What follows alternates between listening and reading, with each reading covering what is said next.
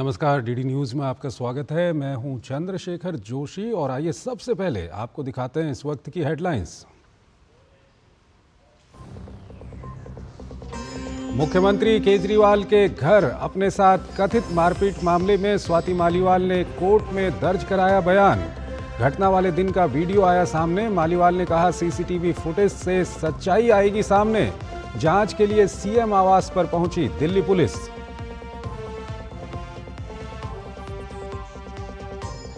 स्वाति मालीवाल की कथित पिटाई पर सियासत गरमाई। घटना के खिलाफ दिल्ली भाजपा का प्रदर्शन। केंद्रीय मंत्री निर्मला सीतारमण ने घटना को बताया शर्मनाक। केजरीवाल से माफी की मांग। आपने आरोपों को किया खारिज।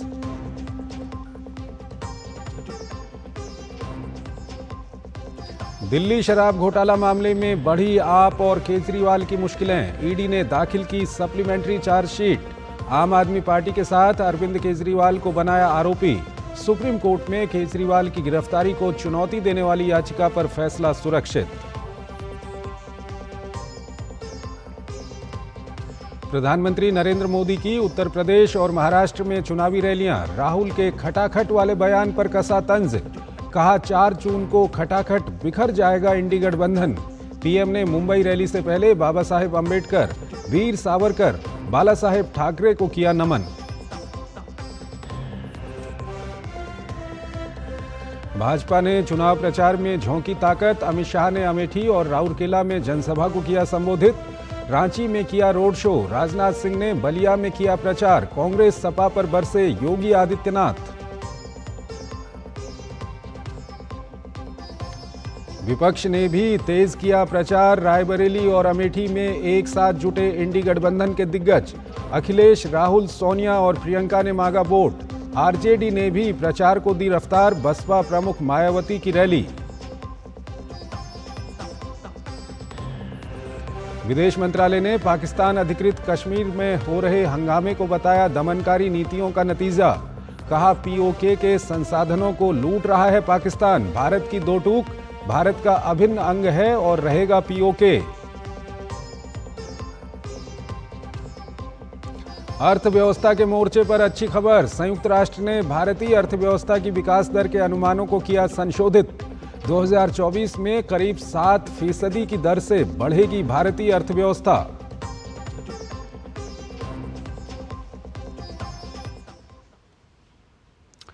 और आइए अब खबरों को विस्तार से देखते हैं। आम आदमी पार्टी की सांसद स्वाति मालीवाल कथित मारपीट के मामले पर देश में सामाजिक और राजनीतिक गलियारे में गूंज रही हैं। स्वाति मालीवाल ने दिल्ली 30 हजारी कोर्ट में मजिस्ट्रेट के सामने बयान दर्ज कराया। मारपीट का वीडियो आने के बाद फॉरेंसिक टीम के साथ दिल्ली पुलिस मुख्यमंत्री आवास पर पहुंची और मारपीट के सीन को रिक्रिएट भी किया।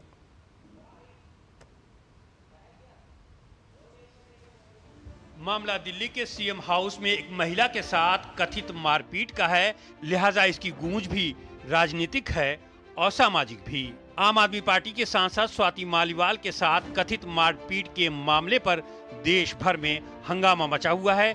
इस बीच शुक्रवार को स्वाति मालीवाल ने दिल्ली के 30 हजारी कोर्ट में मजिस्ट्रेट के सामने 164 के तहत बयान दर्ज कराया। सीएम आवास में मालीवाल के साथ हुई कथित मारपीट की घटना 13 मई की है। सुबह 9 बजे स्वाति सीएम हाउस पहुंची थीं। आरोप है कि सीएम अरविंद केजरीवाल के एक सहयोगी विभव कुमार ने बदसलूकी और मारपीट की। 3 दिन बाद यानी 16 मई की दोपहर को पुलिस उनके घर पर पहुंची और बयान दर्ज किया। इसके बाद स्वाति की शिकायत पर विभव के खिलाफ दिल्ली पुलिस ने उसी दिन एफआईआर दर्ज की। एफआईआर के मुताबिक विभव ने उनके सीने और पेट पर लात मारी। स्वाति का आरोप है कि विभव ने उन्हें 7-8 थप्पड़ भी मारे और वो रोती रहीं। स्वाति के कोर्ट में बयान दर्ज कराने के थोड़ी देर बाद बदसलूकी और मारपीट का शुक्रवार को एक वीडियो सामने आया। हालांकि डीडी न्यूज इसकी पुष्टि नहीं करता है। वीडियो में देखा जा सकता है कि मारपीट के बाद स्वाति सोफे पर बैठी हैं और स्टाफ के लोग उनके आसपास खड़े हैं। वीडियो पर स्वाति की प्रतिक्रिया आई। स्वाति ने कहा कि हर बार की तरह इस बार भी इस राजनीतिक हिटमैन ने खुद को बचाने की कोशिश शुरू कर दी है। आप लोगों से ट्वीट्स करवा के आधी बिना संदर्भ की वीडियो चला के इसे लगता है कि ये इस अपराध को अंजाम देके खुद को बचा लेगा। कोई किसी को पीटते हुए वीडियो बनाता है भला? घर के अंदर के और कैमरे की सीसीटीवी फुटेज की जांच होते ही सत्य सबके सामने होगा। हालांकि आम आदमी पार्टी ने स्वाति मालीवाल के सभी आरोपों को निराधार बताया है। आज के इस वीडियो ने साफ साफ देश के सामने रख दिया है कि स्वाति मालीवाल जी द्वारा लगाए गए ये सारे आरोप बिल्कुल निराधार हैं, बिल्कुल झूठे।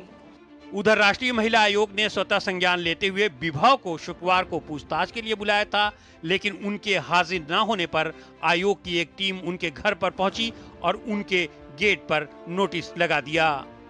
हमने विभव को जारी किया था नोटिस, और कल उनकी पत्नी ने लेने से मना किया, फिजिकली लेने से मना किया। अगर कल तक वो नहीं आते हैं तो पुलिस तो ढूंढ ही रही है, पुलिस ने अपना नोटिस भी वहाँ पे लगाया हुआ है, उसके घर में जाके टीम मिलेगी।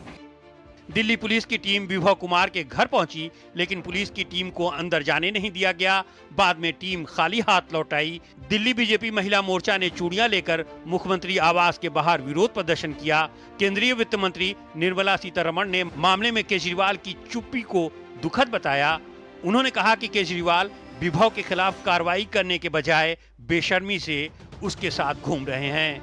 महिला आयोग के प्रेसिडेंट, आज राज्यसभा में बैठे हुए महिला सदस्य, उनको उन्हीं के अपने घर में when he is seated in his house चल रही है, उनको कुछ उसके बारे में चिंता नहीं है और उसके ऊपर बयान देने का भी आत्मविश्वास जिनका नहीं है, ऐसे सीएम केजरीवाल पूरे सामने आकर के क्षमा मांगना चाहिए। दिल्ली पुलिस इस मामले में विभव कुमार को तलाश कर रही है। मारपीट का वीडियो आने के बाद फोरेंसिक टीम के साथ दिल्ली पुलिस मुख्यमंत्री आवास पहुंची। बाद में पुलिस स्वाति मालीवाल को लेकर अरविंद केजरीवाल के घर सीएम आवास पहुंची। दिल्ली पुलिस ने वहां सीन क्रिएट कर जानने की कोशिश की कि 13 मई की सुबह 9 बजे उनके साथ क्या क्या हुआ और वो कहां कहां गईं और किस किस जगह रुकी और विभव कुमार ने उनके साथ क्या कुछ बर्ताव किया। मुकेश शुक्ला के साथ ब्यूरो रिपोर्ट, डीडी न्यूज। शराब घोटाले में प्रवर्तन निदेशालय ने 8वीं चार्जशीट दिल्ली की राउज एवेन्यू कोर्ट में दाखिल की है। प्रवर्तन निदेशालय द्वारा दायर मामले में ये 8वीं चार्जशीट है। ईडी ने बताया कि इस चार्जशीट में दिल्ली के सीएम अरविंद केजरीवाल और आम आदमी पार्टी का नाम आरोपी के तौर पर दर्ज है। ईडी ने राउज एवेन्यू कोर्ट में 200 पन्नों की चार्जशीट दाखिल की है।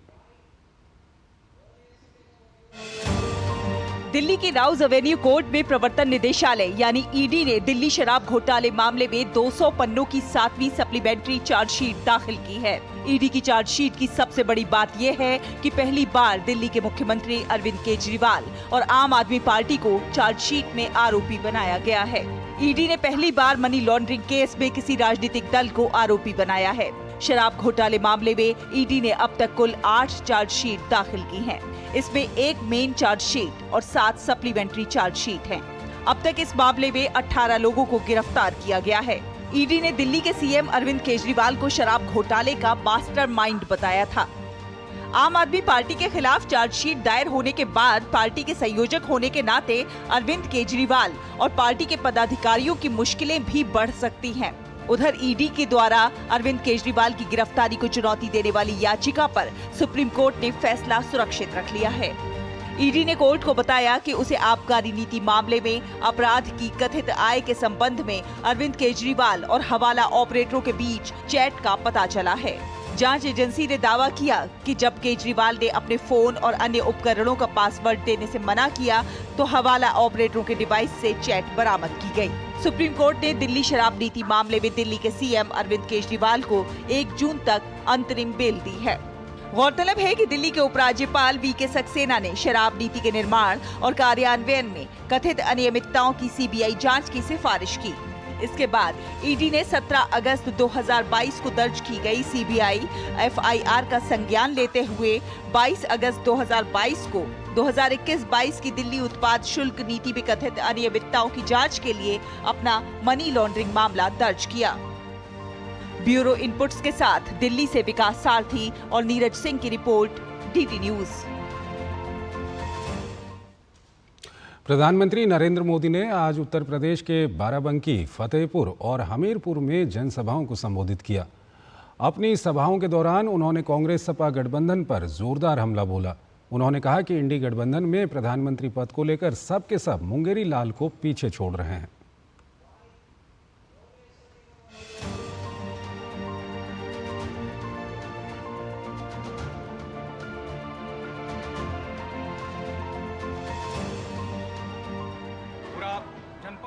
उत्तर प्रदेश में ताबड़तोड़ रैलियों के सिलसिले को जारी रखते हुए प्रधानमंत्री नरेंद्र मोदी ने राज्य में 3 जनसभाओं को संबोधित किया।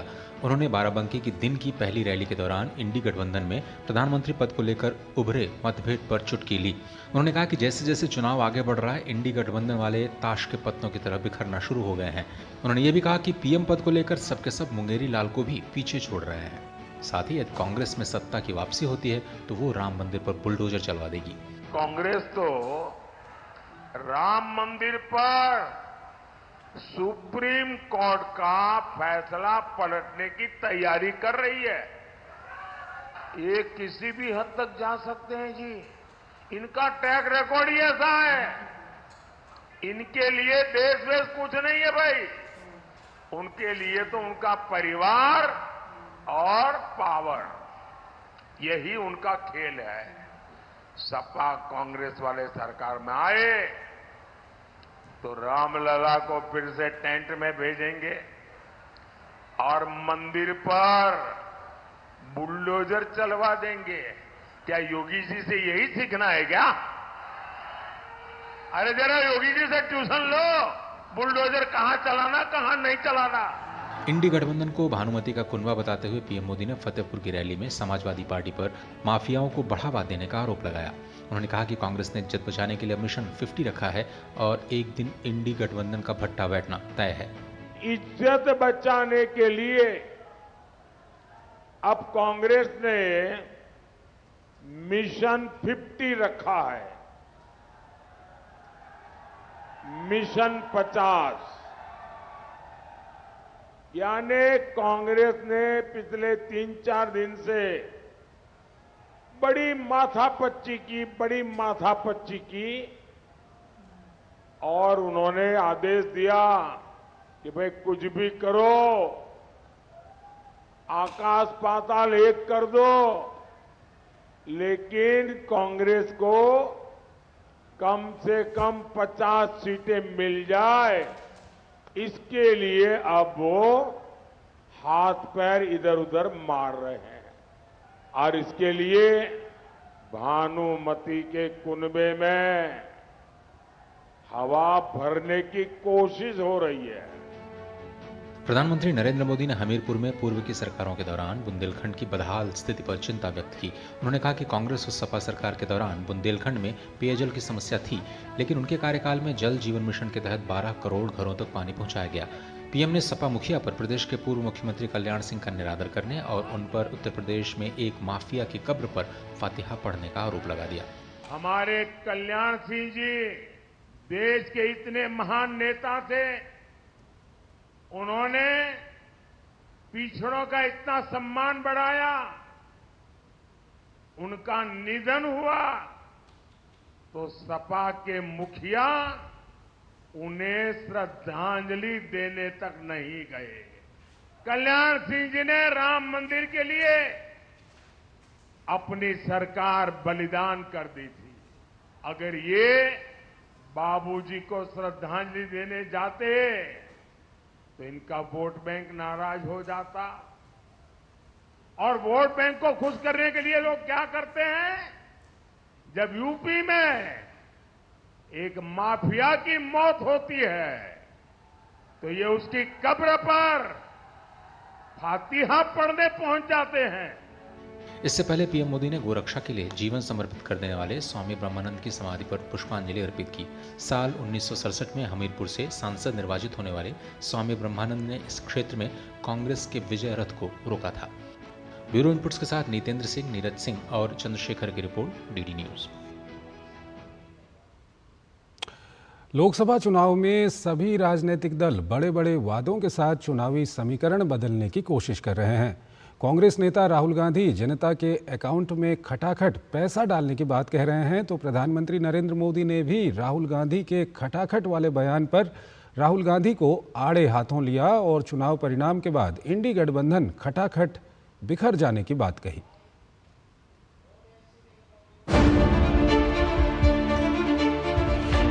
लोकसभा चुनाव में सभी राजनीतिक दल अपने घोषणा पत्र और सियासी जुमलेबाजी उछालकर बदलते समीकरण की धार को पकड़ने की कोशिश कर रहे हैं। प्रचार के दौरान सियासी दलों की तरफ से बड़े बड़े वादे किए जा रहे हैं। इन्हीं आश्वासनों में राहुल गांधी का खटाखट वाला बयान भी शामिल है, जिसमें वो जनता के अकाउंट में खटाखट पैसा डालने की बात कह रहे हैं। राहुल की इस बयानबाजी पर पलटवार भाजपा की तरफ से भी हुआ। खुद प्रधानमंत्री नरेंद्र मोदी ने राहुल के खटाखट वाले बयान पर जमकर निशाना साधा। पीएम मोदी ने कहा कि चुनाव नतीजे आते ही इंडी गठबंधन खटाखट बिखर जाएगा। महलों में पैदा होने वाले इन शहजादों को ना मेहनत की आदत है और ना ही नतीजे लाने की। इसलिए कहते हैं देश का विकास अपने आप होगा, और कहते क्या है, विकास कैसे होगा? बोले खटाखट खटाखट। पीएम मोदी अलग अलग सभाओं में राहुल के खटाखट वाले बयान पर तंज करते हुए नजर आते हैं। पीएम मोदी ने राहुल पर हमला बोलते हुए कहा कि शहजादे गर्मी की छुट्टियां मनाने खटाखट विदेश चले जाएंगे। ये इंडी गठबंधन टूट करके बिखर जाएगा, खटाखट खटाखट। और शहजादे, चाहे वो लखनऊ वाले शहजादे हो या दिल्ली वाले, ये शहजादे गर्मी की छुट्टियों पर विदेश निकल जाएंगे, खटाखट खटाखट। दरअसल राहुल गांधी जगह जगह अपनी चुनावी सभाओं में वादा कर रहे हैं कि उनकी सरकार बनी तो गरीब महिलाओं के खातों में खटाखट 1 लाख रुपए साल आने लगेंगे। हर परिवार में से एक महिला का नाम चुना जाएगा और उस महिला के बैंक अकाउंट में साल के 1 लाख रुपए डाल दिए जाएंगे। महीने के 8,500 रुपए हर महीना 1 तारीख को खटाखट खटाखट खटाखट खटाखट खटाखट। इस बीच वित्त मंत्री निर्मला सीतारमण ने भी राहुल पर कटाक्ष किया है। उन्होंने एक झटके में गरीबी मिटाने के राहुल के बयान पर भी सवाल उठाया। दरअसल इस चुनाव में राहुल गांधी 5 न्याय 25 गारंटी का मैनिफेस्टो लाए थे। घोषणा पत्र आने के बाद से ही सवाल उठाया जा रहा है कि इसमें जिस प्रकार से बड़ी बड़ी रकम बांटने के वायदे किए गए हैं वो कितने व्यवहारिक हैं। कुछ जानकार इन वादों को कांग्रेस का हवा हवाई रवैया भी करार दे रहे हैं। Bureau report, TD news. प्रधानमंत्री ने मुंबई में जनसभा से पहले चैत्य भूमि जाकर बाबा साहेब आम्बेडकर को पुष्पांजलि दी। बाबा साहेब से जुड़े स्थलों को पंच तीर्थों के रूप में प्रधानमंत्री मोदी के नेतृत्व में विकसित किया गया है।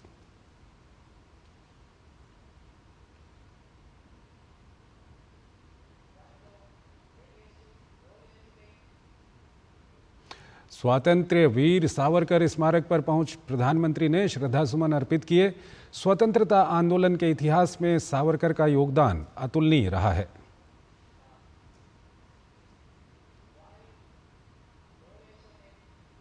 देश की महान विभूतियों को श्रद्धासुमन अर्पित करने के बाद प्रधानमंत्री ने बाला साहेब ठाकरे को पुष्पांजलि अर्पित की। शिवाजी पार्क स्थित स्मारक स्थल पर पहुंच प्रधानमंत्री ने श्रद्धांजलि दी।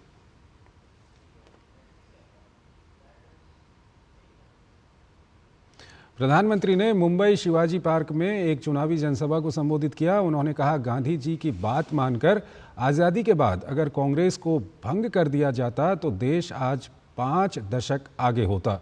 प्रधानमंत्री ने कहा कि कांग्रेस और इंडी गठबंधन के पास कोई रोड मैप तक नहीं है, इनके इरादे नेक भी नहीं हैं। उन्होंने कांग्रेस और उसके सहयोगी दलों को निराशा की गर्त में डूबा हुआ करार दिया। प्रधानमंत्री ने कहा कि कैसे देश ने अनुच्छेद 370 को हटाया और कैसे राम मंदिर का 500 साल का सपना संकल्प सिद्ध हुआ। वहीं गरीबी से लोगों को भी बाहर निकाला गया।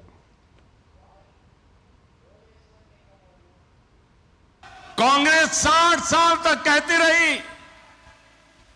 कि गरीबी हटाएंगे, और इनकी तो फैशन थी। और आप सचमुच में थोड़ा जो हिस्ट्री में रुचि रखते हैं जरा देख लीजिए। आप लाल किले से इन प्रधानमंत्रियों के भाषण सुनेंगे और इन परिवार के सभी प्रधानमंत्रियों के भाषण सुनेंगे तो उनके 20-25 मिनट के भाषण में 10 मिनट वो गरीबी पर बोलते थे। और कोई भी चुनाव का उनका भाषण सुन लीजिए, वो गरीब गरीब गरीब गरीब गरीब गरीब गरीब गरीब गरीब गरीब गरीब गरीब गरीब गरीब गरीब गरीब गरीब गरीब गरीब माला ही जपते रहते थे। लोगों की आंख में धूल झोंकते थे और गरीबों को एहसास कराते रहते थे कि तुम तो गरीबी में जीने के लिए ही पैदा हुए हो। इस देश में गरीबी को हटाना असंभव लगता था। भाइयों बहनों, मोदी ने 10 साल में 25 करोड़ लोगों को गरीबी से बाहर निकाल करके दिखा दिया है। 5वें और बाकी चरणों के लिए प्रचार अभियान जोरों पर है। भाजपा समेत एनडीए में शामिल दलों के दिग्गज नेता देश के अलग अलग हिस्सों में चुनाव प्रचार में जुटे हैं, तो वहीं पार्टी प्रवक्ता और नेता अलग अलग मुद्दों पर विपक्ष पर हमलावर हैं। लोकसभा चुनाव के 4 चरणों का मतदान पूरा हो चुका है। बाकी बचे चुनाव के लिए राजनीतिक दलों ने मतदाताओं को लुभाने के लिए पूरी ताकत झोंक दी है। इसी क्रम में एनडीए के दिग्गज नेताओं ने अपने उम्मीदवारों के पक्ष में प्रचार किया। भाजपा के वरिष्ठ नेता अमित शाह ने उत्तर प्रदेश, ओडिशा और झारखंड में प्रचार की कमान संभाली। उन्होंने एक जनसभा को संबोधित करते हुए कहा कि यह सीट किसी परिवार की नहीं, यहाँ की गरीब जनता की है। वो कह रहे हैं कि रायबरेली और अमेठी की सीट हमारे परिवार की सीट है। आज मैं पूछने आया हूं, किसने विल में दी भाई सीट? ये सीट किसी परिवार की नहीं है, रायबरेली और अमेठी के गरीब युवाओं का सीट है। जो रायबरेली वाले चाहेंगे, अमेठी वाले चाहेंगे, वो ही संसद में जाएगा। दूसरी तरफ भाजपा के वरिष्ठ नेता राजनाथ सिंह ने उत्तर प्रदेश में चुनावी प्रचार को धार दी। उन्होंने बलिया में एक जनसभा को संबोधित करते हुए कहा कि जैसे विश्व की धरती से डायनासोर लुप्त हो गए, वैसे ही भारत से कांग्रेस लुप्त हो जाएगी। कांग्रेस की हालत तो कितनी पतली हो गई है कि 2024 के चुनाव के बाद यदि हमारे 10 साल के बाद नौजवानों से पूछेंगे कांग्रेस, तो पूछेगी कौन कांग्रेस? जैसे विश्व की धरती से डायनासोर लुप्त हो गए, मुझे लगता है भारत की धरती से अब कांग्रेस भी लुप्त हो जाएगी। इस बीच उत्तर प्रदेश के मुख्यमंत्री योगी आदित्यनाथ ने भी प्रदेश में कई जगहों पर प्रचार किया। बलरामपुर में योगी आदित्यनाथ ने जनसभा को संबोधित करते हुए जनता से राम के साथ द्रोह करने वालों की जमानत जब्त कराने की अपील की। मुझे बोलने में कोई संकोच नहीं कि वर्तमान का ये चुनाव रामद्रोही और राम भक्तों के बीच में बंट गया है। रामद्रोही वही जो राम भक्तों पर गोलियां चलाते हैं, रामद्रोही वही जो हमारे राम लला की जन्मभूमि पर आतंकी हमला करने वालों के मुकदमों को वापस लेते हैं। इसके अलावा नॉर्थ मुंबई से भाजपा के उम्मीदवार पीयूष गोयल ने इलाके में प्रचार किया। इस दौरान उन्होंने कहा कि महायुति महाराष्ट्र के महाविकास के लिए प्रतिबद्ध है। उन्होंने साथ ही कहा कि लोगों को विश्वास है कि प्रधानमंत्री नरेंद्र मोदी देश को और महाराष्ट्र को नई ऊंचाइयों पर लेकर जा सकते हैं। इस देश को और इस शहर को, महाराष्ट्र को, मुंबई को नई ऊंचाइयों पे लेके जा सकते हैं।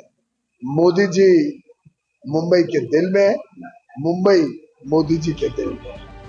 वहीं दूसरी तरफ हमीरपुर से भाजपा उम्मीदवार अनुराग सिंह ठाकुर ने विपक्षी गठबंधन को घेरते हुए कहा कि विपक्ष के पास न तो नेता है, न नीति है और नियत में भी खोट है।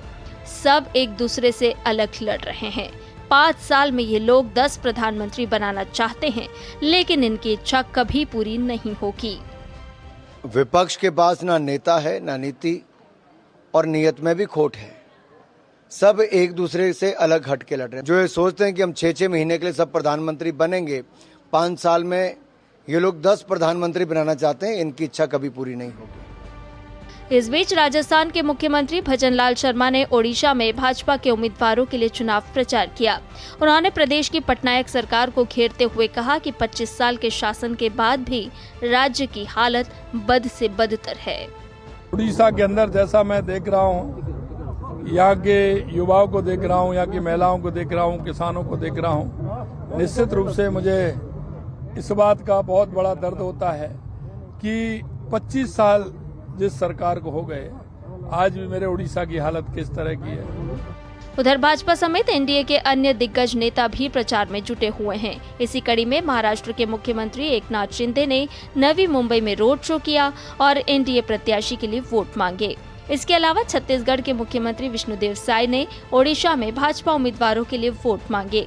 वहीं बिहार के मुख्यमंत्री नीतीश कुमार ने भी प्रदेश में विभिन्न स्थानों पर जनसभाओं को संबोधित करते हुए एनडीए प्रत्याशियों के पक्ष में वोट देने की अपील की।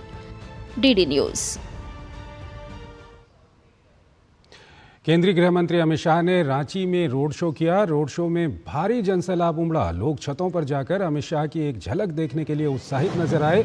केंद्रीय गृह मंत्री अमित शाह ने भाजपा प्रत्याशी संजय सेठ के लिए प्रचार किया। शाह ने दोनों हाथ जोड़कर और हाथ हिलाकर गुलाब के फूलों से जनता का अभिवादन किया।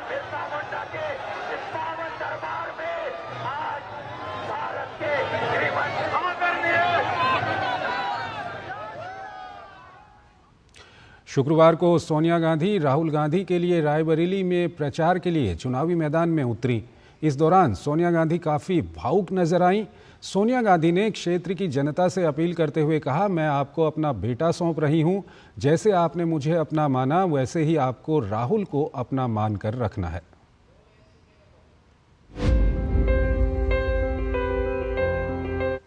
दो 2019 के अमेठी लोकसभा सीट से राहुल गांधी की हार ने ऐसे कई सियासी मसले खड़े किए कि वो इस बार के आम चुनाव में पहले इस सीट से दावेदारी को लेकर संशय में नजर आए और उसके बाद उन्होंने अमेठी के बजाय चुनी रायबरेली सीट। गांधी परिवार के सियासी इतिहास में इन दोनों सीटों को बड़ा अहम माना जाता रहा है, लेकिन स्मृति ईरानी के हाथों मिली हार ने राहुल गांधी को सीट बदलने पर मजबूर कर दिया। राहुल गांधी ने भी सेफ मोड में जाते हुए रायबरेली की सीट चुनी, जिस पर उनकी मां सोनिया गांधी लंबे समय से सांसद रहीं।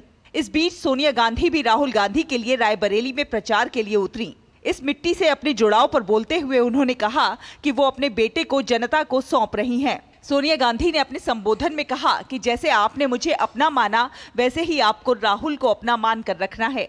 मैं आपको अपना बेटा सौंप रही हूँ।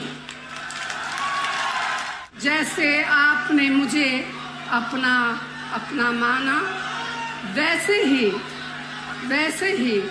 राहुल को अपना मान कर रखना है। सोनिया गांधी ने जोर देते हुए कहा कि रायबरेली मेरा परिवार है, वैसे ही अमेठी भी मेरा घर है।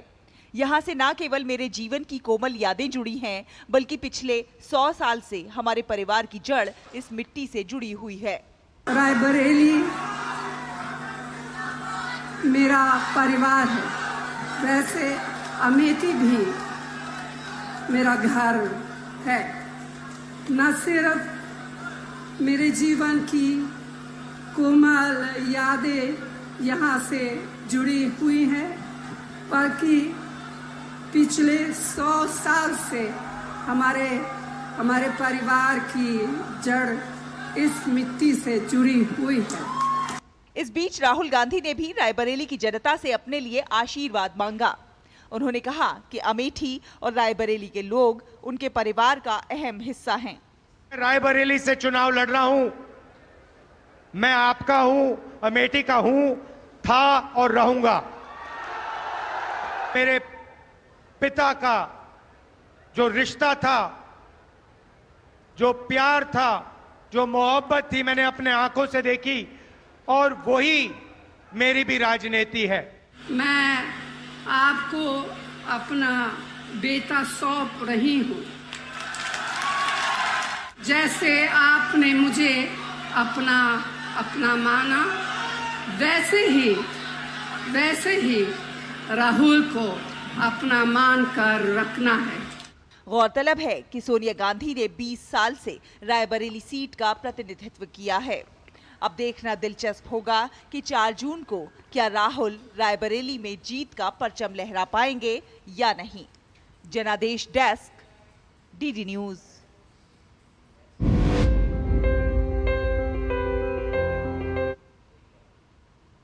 एनडीए के नेताओं की तरह ही इंडी गठबंधन के नेताओं का भी प्रचार जारी रहा। देश के विभिन्न राज्यों में अलग अलग पार्टियों के नेताओं ने जनता के बीच पहुंचकर समर्थन मांगा। कैसा रहा इंडी गठबंधन के नेताओं का प्रचार, ये रिपोर्ट आपको दिखाते हैं। 2019 के अमेठी लोकसभा सीट से राहुल गांधी की हार ने ऐसे कई सियासी मसले खड़े किए कि वो इस बार के आम चुनाव में पहले इस सीट से दावेदारी को लेकर संशय में नजर आए और उसके बाद उन्होंने अमेठी के बजाय चुनी रायबरेली सीट। गांधी परिवार के सियासी इतिहास में इन दोनों सीटों को बड़ा अहम माना जाता रहा है, लेकिन स्मृति ईरानी के हाथों मिली हार ने राहुल गांधी को सीट बदलने पर मजबूर कर दिया। राहुल गांधी ने भी सेफ मोड में जाते हुए रायबरेली की सीट चुनी, जिस पर उनकी मां सोनिया गांधी लंबे समय से सांसद रहीं। इस बीच सोनिया गांधी भी राहुल गांधी के लिए रायबरेली में प्रचार के लिए उतरी। इस मिट्टी से अपने जुड़ाव पर बोलते हुए उन्होंने कहा कि वो अपने बेटे को जनता को सौंप रही हैं। सोनिया गांधी ने अपने संबोधन में कहा कि जैसे आपने मुझे अपना माना, वैसे ही आपको राहुल को अपना मान कर रखना है। सीएए के तहत भारत की नागरिकता के लिए आवेदन करने वाले लोगों को भारतीय नागरिकता मिलनी शुरू हो गई है।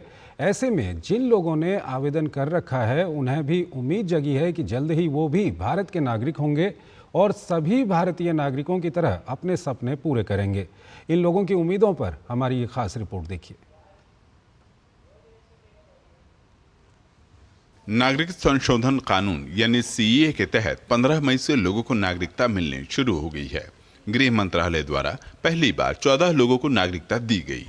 भारत की नागरिकता मिलने की खुशी में ये लोग अब नए सपने देखने लगे हैं, क्योंकि ये अब वो सब भारत में कर पाएंगे जो सामान्य भारत नागरिक करते हैं। पुराने दिनों को याद करते हुए अब ये कहने में संकोच नहीं करते कि भारत में अब उनके बच्चों का भविष्य सुरक्षित है। हालांकि सीएए कानून के तहत नागरिकता मिलने की प्रक्रिया को वे बहुत सरल बताते हैं और कहते हैं कि इस पूरी प्रक्रिया में कागजी कार्रवाई बेहद आसान रही। मोदी जी ने बताया था कि हम नागरिकता देंगे, जो पाकिस्तान हो चाहे कहीं से भी आए हुए हिंदू शरणार्थी, उनको हम नागरिकता देंगे। जब उन्होंने जैसे एक बार बोल दिया तो उन्होंने उसका फैसला हमें नागरिकता देके उन्होंने बहुत अच्छा किया और भारत माता को भी बहुत हमारा प्रणाम है। बिल्कुल इजी है। सीए का ऐप आ रहा है, ऐप आप डाउनलोड कर लो। उसके अंदर आप जो है अपना जो है पासपोर्ट, जो फादर नेम, मदर नेम जो भी हैं वो आप डाल लो कि आप कहाँ से आए हो, कौन सी नेशनलिटी थी, कुछ भी नहीं है। बिल्कुल इजी प्रोसेस है। सर मैंने अप्लाई कर लिया, मेरा डॉक्यूमेंट्स फाइनल स्टेज में है। सीए कानून के तहत भारी संख्या में लोगों ने आवेदन दिया है। इनमें युवा भी हैं जो अपने बेहतर भविष्य यानी अच्छी पढ़ाई और नौकरी की उम्मीद लगाए बैठे हैं।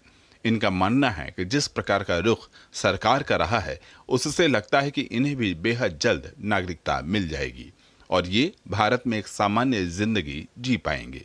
मैं पढ़ूंगी, सरकारी नौकरी लूंगी, जॉब के लिए अप्लाई करूंगी। तेजी से काम चल रहा है नागरिकता के लिए। अप्लाई सब पूरे मजनू टीले ने अप्लाई कर रखा है, तो धीरे धीरे काम चलेगा तो धीरे धीरे सबको नागरिकता दी जाएगी। गौरतलब है कि केंद्र सरकार ने 11 मार्च 2024 को सीए देश भर में लागू किया था। सीए के तहत 31 दिसंबर 2014 से पहले पाकिस्तान, बांग्लादेश, अफगानिस्तान से आए गैर मुस्लिम शरणार्थियों को नागरिकता देने का प्रावधान है। दरअसल 10 दिसंबर 2019 को citizenship amendment bill CAB Lok Sabha से और अगले दिन राज्यसभा से पारित हुआ था।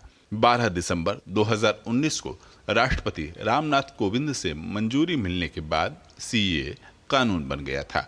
विक्रमजीत सिंह की रिपोर्ट, डीडी न्यूज। विदेश मंत्रालय ने कहा है कि चाबहार डील पर साइन करके हमने एक दीर्घकालिक समझौता किया है। चाबहार अफगानिस्तान और उससे आगे के लिए कनेक्टिविटी केंद्र बन जाएगा। साथ ही इससे अफगानिस्तान को मानवीय सहायता की निरंतर आपूर्ति करने में भी मदद मिलेगी। It's a major achievement for us. We see a Chabahar as India's commitment towards realizing the potential of the place as a connectivity hub for Afghanistan and for landlocked Central Asian countries. You know that this port is being operated by India Ports Global Limited since 2018, and through the port we've been able to supply provide a lot of humanitarian assistance to Afghanistan. In the past, since 2018, we've supplied 85,000 metric tons of wheat, 200 metric tons of pulses, and 40,000 liters of pesticide malathion to Afghanistan through this port. पाक अधिकृत कश्मीर के कई इलाकों में विरोध प्रदर्शन पर मंत्रालय के प्रवक्ता रणधीर जायसवाल ने कहा कि मंत्रालय ने इस संबंध में रिपोर्ट देखी है। पाकिस्तान की शोषणकारी नीतियां स्थानीय लोगों को उनके अपने संसाधनों पर अधिकार से वंचित करती हैं। ये विरोध उसी का परिणाम है। रणधीर जायसवाल ने दोहराया कि जम्मू और कश्मीर और लद्दाख का पूरा केंद्र शासित प्रदेश भारत का अभिन्न अंग था, है और हमेशा रहेगा। पिछले कुछ दिनों में वहाँ पर विरोध प्रदर्शन हुआ, उसमें कुछ लोग हताहत हुए। ये विरोध ये परिणाम है वहाँ पर जिस प्रकार की नीतियाँ चल रही हैं, वहाँ के संसाधन को जिस प्रकार से लूटा जा रहा है, वहाँ के लोगों को जितना दूर रखा जा रहा है इन संसाधन से, अपने संसाधन से उनका लाभ नहीं पहुँच रहा है। इस कारण से ये हो रहा है और जो वहाँ का तंत्र है वहाँ पर लोगों का वो एक्सप्लॉइट कर रहे हैं,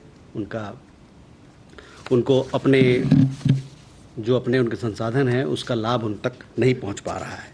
जहां तक हम लोगों ने पहले भी कहा है, जहां तक पाकिस्तान अधिकृत कश्मीर की बात है, यूनियन टेरिटरीज जो जम्मू के, लद्दाख के और कश्मीर के जो हैं वो भारत के अभिन्न अंग हैं, अभिन्न अंग रहेंगे। भारतीय अर्थव्यवस्था की धमक और गूंज दुनिया में सुनाई दे रही है और संयुक्त राष्ट्र की रिपोर्ट में इस बात का खुलासा किया गया है। संयुक्त राष्ट्र ने 2024 में भारतीय अर्थव्यवस्था के विकास दर में लगभग 7% वृद्धि का अनुमान जताया है। भारतीय अर्थव्यवस्था बुलेट की रफ्तार से सरपट भाग रही है और अब तो संयुक्त राष्ट्र ने भी भारतीय अर्थव्यवस्था की वृद्धि पर अपनी मुहर लगा दी है। अभी तक रेटिंग एजेंसियों, IMF और वर्ल्ड बैंक ने ही भारतीय अर्थव्यवस्था की वृद्धि पर मुहर लगाई थी, लेकिन संयुक्त राष्ट्र की रिपोर्ट के बाद अब पूरी दुनिया ने भारत का लोहा मान लिया है। संयुक्त राष्ट्र ने 2024 के लिए भारत की अर्थव्यवस्था बढ़ोतरी अनुमान को संशोधित किया है। UN ने कहा है कि 2024 में भारत की अर्थव्यवस्था लगभग 7% वृद्धि दर के साथ आगे बढ़ेगी। संयुक्त राष्ट्र ने जनवरी में 2024 के लिए भारत की विकास दर का अनुमान 6.2% लगाया था। हालांकि 2025 के लिए संयुक्त राष्ट्र ने अपने पूर्वानुमान में कोई बदलाव नहीं करते हुए भारत की विकास दर 6.6% रहने का अनुमान जताया है। संयुक्त राष्ट्र ने भारत की विकास दर बढ़ने के पीछे दो सबसे बड़े कारण बताए हैं। एक तो सरकार की ओर से लगातार बढ़ता निवेश और दूसरा प्राइवेट सेक्टर की खपत। वहीं विदेश मंत्री डॉक्टर S जयशंकर का मानना है कि भारत विश्व बंधु के रूप में वसुधैव कुटुंबकम की भावना से वैश्विक पटल पर अपनी पहचान बना रहा है और भारत का दृष्टिकोण सबको साथ लेकर चलने का है। CII एनुअल बिजनेस समिट को संबोधित करते हुए विदेश मंत्री डॉक्टर S जयशंकर ने कहा कि हमें ये समझना चाहिए कि हमारी आर्थिक प्राथमिकताओं को हमारे रणनीतिक हितों के अनुरूप होना चाहिए। For India, the task is to mitigate its impact on itself and contribute to stabilizing the world to the extent possible. It is this judicious combination of Bharat First and Vasudhaiva Kutumbakam that defines our image as Vishwa Bandhu. CII वार्षिक व्यापार शिखर सम्मेलन को संबोधित करते हुए वित्त मंत्री निर्मला सीतारमण ने कहा कि IMF का अनुमान है कि 2023 से 2028 तक वैश्विक विकास में भारत का योगदान 18% होगा। भारतीय उपभोक्ता बाजार के 2031 तक 2 गुना होने की संभावना है। Estimated that India's contribution to the global growth for 5 years beginning 2023 will be 18%. So between 2023 and 28, we are looking at an India which is going to be actually very dynamic, contributing 18% to the global growth. दुनिया भर की अर्थव्यवस्थाओं में उथल-पुथल और अनिश्चितताओं के दौर के बीच संयुक्त राष्ट्र की ये रिपोर्ट भारतीय अर्थव्यवस्था के लिए एक सकारात्मक संदेश है। ये एक संकेत है कि भारतीय अर्थव्यवस्था दुनिया की तीसरी सबसे बड़ी अर्थव्यवस्था बनने की दिशा में तेजी से अग्रसर है। Bureau report, DD news.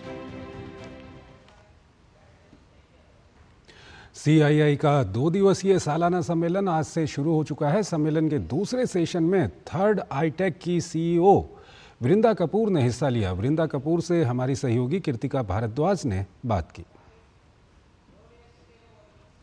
Miss वृंदा हमारे साथ में इस वक्त मौजूद है। तो 2 दिनों का ये बिजनेस समिट और जिसमें आज का पहला दिन अभी चल रहा है।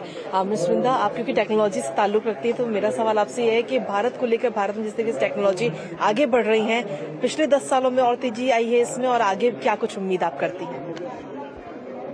पिछले 10 सालों में तो भारत को पूरा बदल दिया है ना टेक्नोलॉजी ने और इस सरकार ने, और उम्मीद है कि ये सरकार वापस आएगी, इनके पॉलिसीज और बढ़ेंगे और विकसित भारत की तरफ टेक्नोलॉजी में हम लोग आगे बढ़ते जाएंगे। जिस तरीके से गवर्नमेंट टेक्नोलॉजी का पूरा फायदा उठा रही है, हर चीज के लिए एप्लीकेशंस गवर्नमेंट खुद लेकर आ रही है टेक्नोलॉजी में, और खासतौर पर अगर हम बात करें तो डिजिटलाइजेशन को लेकर भी गवर्नमेंट पूरे आगे ध्यान दे रही है इसको लेकर। डिजिटलाइजेशन से लेकर हार्डवेयर से लेकर स्पेस और डिफेंस तक मेरे ख्याल ऐसे कोई जगह नहीं है जहां पर टेक्नोलॉजी की जरूरत नहीं है।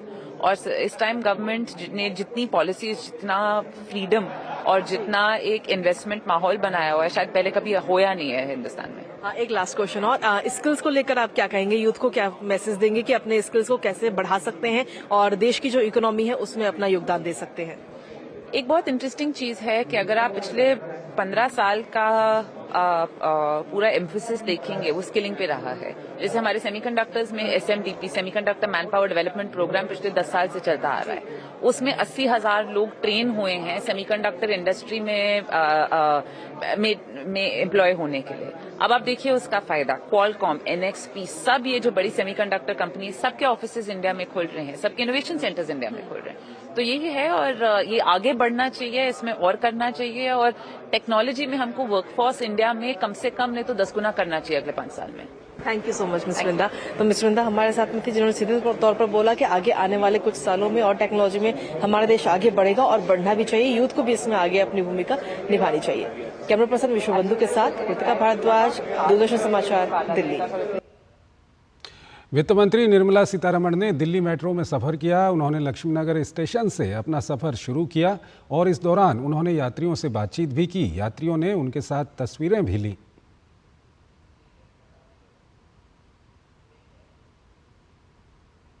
इस्पात क्षेत्र में स्थिरता स्थापित करने को लेकर इस्पात मंत्रालय द्वारा राष्ट्रीय कार्यशाला का आयोजन किया गया।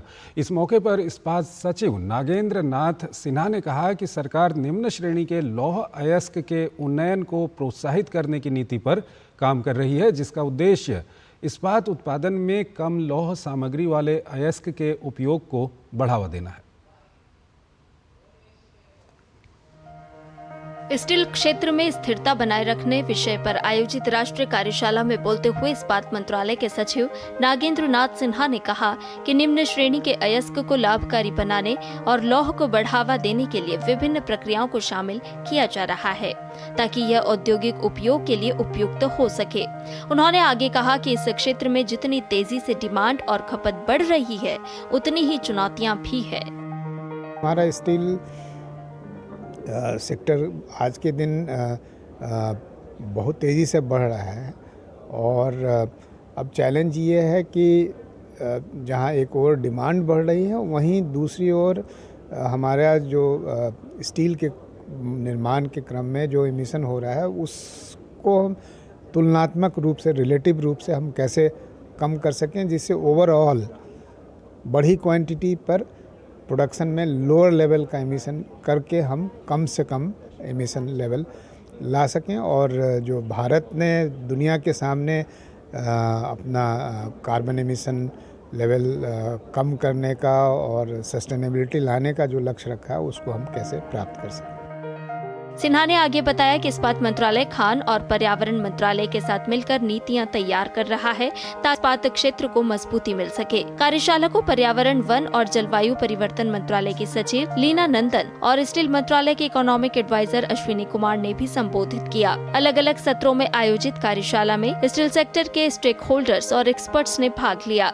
आपको बता दें कि भारतीय इस्पात उद्योग दुनिया में दूसरा सबसे बड़ा उद्योग है। वहीं खनिज उद्योग महासंघ के अनुसार अप्रैल नवंबर 2023 की अवधि में भारत का लौह अयस्क उत्पादन 177.06 मिलियन टन था, जिसमें से घरेलू खपत 135.14 मिलियन टन थी। डीडी न्यूज के लिए संध्या शर्मा की रिपोर्ट। राष्ट्रीय जांच एजेंसी NIA ने गुरुवार को पाकिस्तानी खुफिया संचालकों से जुड़े भारतीय नौसेना जासूसी मामले में एक और व्यक्ति के खिलाफ आरोप पत्र दायर किया है।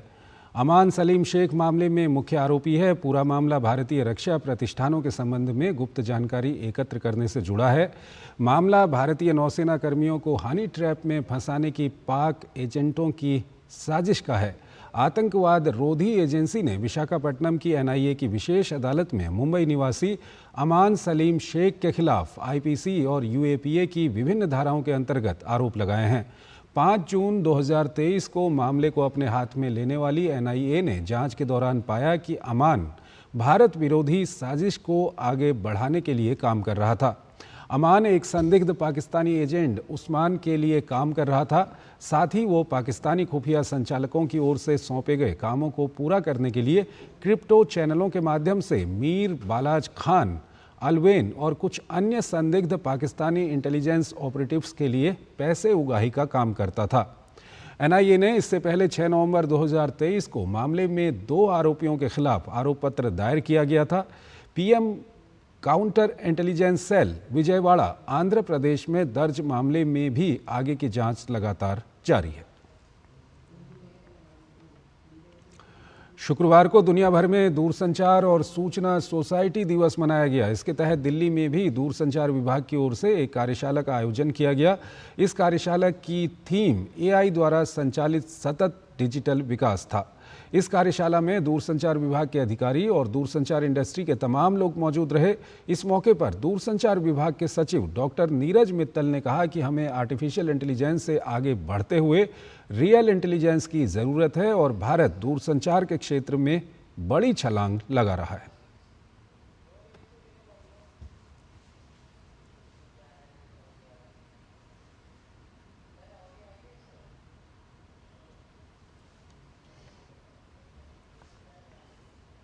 Digital economy will become roughly about $1.5 trillion in India by I think 25-26, and it will be a good 15% of the GDP. And I cannot think that it can happen in any other way except when we have a very robust telecom network system. India will become a developed nation very soon, and we will have a space for leadership of India in telecom as we go along. Cannes film महोत्सव में पहुंची DD news की संवाददाता श्यामा मिश्रा ने film महोत्सव में जापानी film निर्माता मरीना और उनके दल से मुलाकात की। जापानी फिल्म निर्माता भारतीय फिल्म उद्योग के विकास से रोमांचित नजर आए।